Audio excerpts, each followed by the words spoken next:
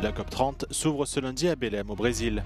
L'ONU appelle les pays du monde entier à l'action, alors que la planète s'approche dangereusement du seuil de 1,5 degré fixé par l'accord de Paris. Alors que les Philippines se remettent à peine de la tempête Kalmaeji, un super typhon Fumong balaye le nord de l'archipel.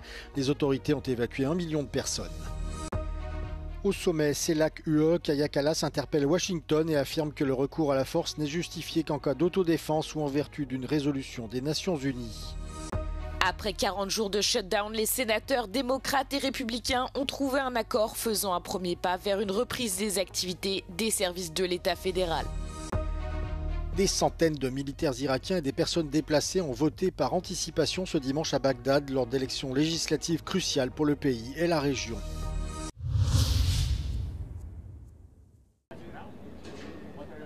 La COP30 débute officiellement ce lundi à Belém, au Brésil, après plusieurs jours de réunions préparatoires. Si les enjeux climatiques sont plus élevés que jamais, l'ambition, elle, ne semble pas vraiment au rendez-vous. En effet, moins de la moitié des pays ont fait part de leurs nouveaux objectifs climatiques avant l'ouverture de la COP30.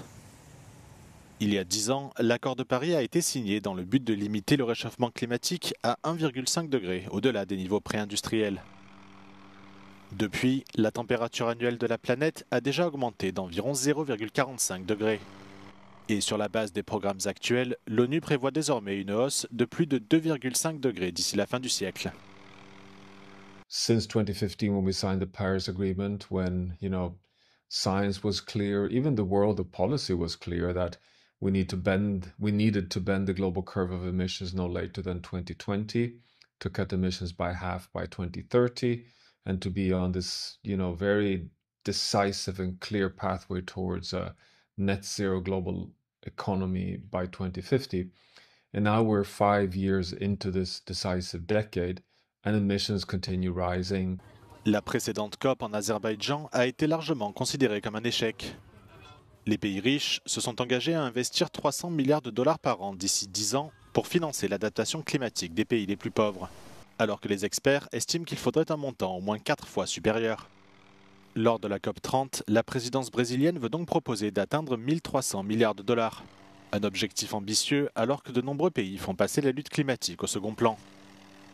Parmi eux, les États-Unis, qui n'enverront pas un seul responsable de haut niveau au sommet, après que Donald Trump a retiré Washington de l'accord de Paris. Et même dans l'Union européenne, traditionnellement à l'avant-garde de la lutte climatique, les préoccupations écologiques font les frais de la guerre en Ukraine et des tensions commerciales.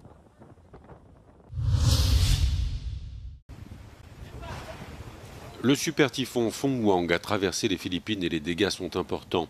Des témoins racontent que le sol tremblait quand les premières vagues ont submergé le bord de mer. Les vents, les pluies torrentielles et les inondations ont tué au moins 2 personnes, provoqué des glissements de terrain, détruit des routes et des maisons. Le typhon a entraîné l'évacuation d'1,4 million Philippins. Les écoles et les administrations sont pour la plupart restées fermées à Manille et sur la principale île du pays. Le super typhon a frappé les Philippines à peine quelques jours après le passage du typhon Kalmaeji, qui lui avait fait 224 morts.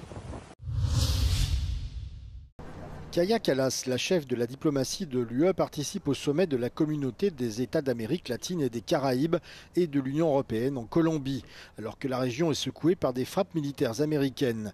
Elle a souligné que pour l'Union européenne, l'usage de la force n'est justifié que dans des circonstances très encadrées. Under international law, you can use force only for 2 reasons, either self-defense or on the basis of UN Security Council resolution. La réunion entre l'UE et les États d'Amérique latine et des Caraïbes a été marquée par des divisions au sujet de ces opérations américaines visant des navires supposés transporter de la drogue. Selon Pete Hegseth, le secrétaire américain à la Défense, depuis début septembre, 14 frappes ont tué 69 personnes sur des bateaux près du Venezuela et dans le Pacifique oriental. Le président colombien Gustavo Petro a de son côté qualifié ces attaques d'exécution extrajudiciaire. Mais plus largement, la portée du sommet a été interrogée en raison de l'absence de nombreux leaders clés, dont la présidente de la Commission européenne, Ursula von der Leyen, représentée par Kaja Kallas. Après 40 jours de shutdown, les sénateurs démocrates et républicains ont trouvé un accord faisant un premier pas vers une reprise des activités des services de l'État fédéral. La paralysie budgétaire née de l'absence de consensus sur le financement des soins de santé désorganise le pays, vols retardés dans tous les aéroports, milliers d'employés fédéraux sans salaire, aide alimentaire menacée pour des millions d'Américains. À 60 voix contre 40, l'accord est passé de justesse. Les républicains du Sénat devaient obtenir 5 voix des démocrates pour mettre fin au shutdown, le plus long de l'histoire des États-Unis. C'est ce qu'ils ont eu. L'accord provisoire ne garantit pas la prolongation des subventions pour les plans de santé proposés dans le cadre de la loi sur les soins abordables que demandaient les sénateurs démocrates, mais un vote ultérieur sur le sujet. Les démocrates de la Chambre des représentants ont rapidement critiqué le Sénat, mais selon leurs camarades qui ont signé l'accord, des garanties importantes y sont cependant inscrites, entre autres l'annulation des licenciements liés au shutdown et la reprise de l'aide alimentaire dont dépend un Américain sur 8. La paralysie budgétaire de l'État fédéral ne prend cependant pas fin immédiatement puisque l'accord doit encore être validé par un vote à la Chambre basse du Congrès, puis doit être ratifié par le président Donald Trump. En Irak, les élections législatives qui doivent se dérouler mardi ont débuté ce dimanche avec le vote anticipé. Environ 1,3 million de membres de l'armée et des forces de sécurité ainsi que 26 000 personnes déplacées étaient appelées à voter avant le scrutin principal. Ce vote déterminera si le Premier ministre Mohamed Shia al-Soudani obtiendra un second mandat dans un climat marqué par la crainte d'un élargissement des tensions régionales. Dans le nord du pays, des Yazidis déplacés ont voté dans un camp près de Dohuk, plus de 10 ans après avoir fui les attaques du groupe État islamique. Beaucoup ne sont toujours pas rentrés chez eux, faute d'accords politiques et d'infrastructures suffisantes. À Bagdad, des soldats policiers et membres des forces de mobilisation populaire, une coalition de milices majoritairement soutenue par l'Iran, ont également pris part au vote. Leur avenir constituera l'un des dossiers sensibles du prochain Parlement, alors que les tensions persistent entre Bagdad et Washington sur ce sujet. Au total, 7 744 candidats sont en lice, issus pour la plupart de partis ancrés dans des logiques confessionnelles.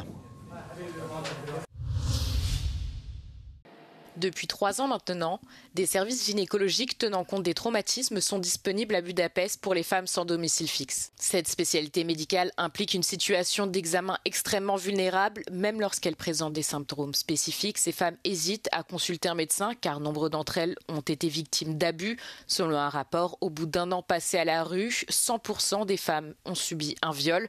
Par conséquent, une femme peut avoir des réponses traumatiques sur la chaise d'examen, explique la responsable du programme. Nincs jelen a testében, bekúszik valamilyen trauma az emlékeiből, és hogyha ezek az emlékek így betörnek itt a vizsgálati helyzetben, ami nagyon könnyen meg tud történni, akkor nagyon fontos az, hogy az itt bent lévő kollégák hogyan vannak jelen mellett, tehát végig szemkontaktust tartanak, párbeszédben vannak vele, megállnak, hogyha úgy látják, hogy ez már túl megterhelő az adott hölgynek, mindig mondhat nemet, leállíthatja a vizsgálatot.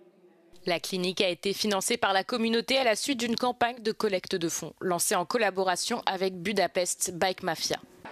2 fois par semaine, cette association lance un vitamine commando, le projet le plus ancien et le plus organisé de l'équipe, à 18h avec l'aide de bénévoles.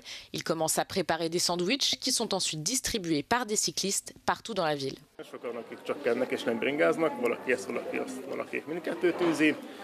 Abban a szerencsés helyzetben vagyunk, hogy rengetegen szeretnek jönni hozzánk szendvicset kenni, tehát van egy várólistánk is, hogy mikor lehet jönni. Ugye itt egy ilyen 25-30 fő fér el maximum, hogyha mindenki tudna jönni, akkor itt hatalmas tumultus lenne 40-50 fővel.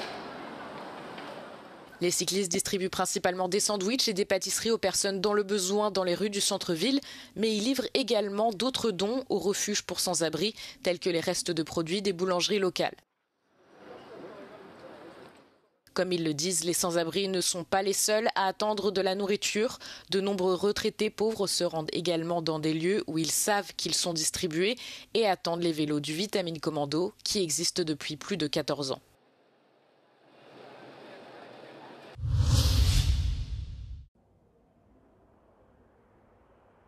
À l'occasion de son 75e anniversaire, l'agence Magnum présente en exclusivité le travail de femmes photographes. Les visiteurs de la galerie CO Berlin peuvent voir ce qu'elles considèrent être comme assez près. Es ist für uns eine wichtige Ausstellung, weil sie die Veränderung zeigt, die die Agentur über die Jahrzehnte durchgemacht hat. Dass wir uns eben auch mit der Zeit mitentwickeln, indem wir jedes Jahr junge Fotografen in die Agentur aufnehmen. L'une de ses voix est Nyusha Tavakolian, elle est iranienne. Pour elle, une photo commence souvent par une longue conversation. At first only we had to talk for hours to try to understand each other and then find a common ground, and then they kind of gave me permission to portray them. La photographe veut figer le temps avec ses portraits. You freeze a moment and then you give the viewers a possibility to look at what you capture as long as they want to. Et selon elle, cela ne dépend pas du prix de l'appareil photo. Now everybody have this tool in their hand, and it's not about being privileged or not. It's about what you have to say. C'est exactement ce que montre l'exposition, des histoires racontées par des séries d'images plutôt que par des mots. Es geht eben Menschen auf der ganzen Welt, in ihren Communities. Und es geht Politik, Gesellschaft, Zeitgeschichte. Und das können wir mit unseren Handybildern so nicht erzählen. Close Enough, une vision du monde à travers les yeux de photographes de l'agence Magnum, est présentée à la galerie CO de Berlin jusqu'au 28 janvier.